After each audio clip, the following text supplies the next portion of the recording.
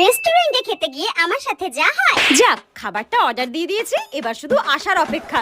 উফ, আমার যে কি মজা হচ্ছে না। লা লা লা, চিকেন তন্দুরি অনেক দিন পর খাবো, সাথে একটু লেবু চিপে। উফ, অমৃত পুরো। উফ, কখন যে আসবে খাবারটা, আমি আর ওয়েটই করতে পারছি না। দূর ব্যাং, কতক্ষণ লাগে।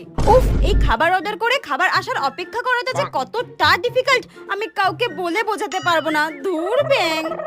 আরে বাবা, নিয়ে আয় না খাবারটা তোরা। এবার মনে হচ্ছে আমাকে নখ খেয়ে পেট ভরাতে হবে। অপেক্ষা করতে করতে মনে হচ্ছে এবার আমি ঘুমিয়েই পড়বো, আর ভালোই লাগছে না। ওই তোমার চিকেন তন্দুরি, একটা তো আমার পেটের কোনাতেও লাগে না বলে তো আমি দুটো অর্ডার করেছি। উফ বাবা, কি গরম। বাবা, সবাই কিভাবে আমার দিকে তাকিয়ে আছে। আরে আমার খাবার, তোরা এরকম ভাবে তাকিয়ে আছিস কেন?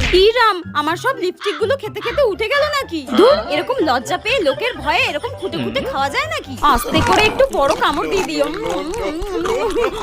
কেউ দেখেনি।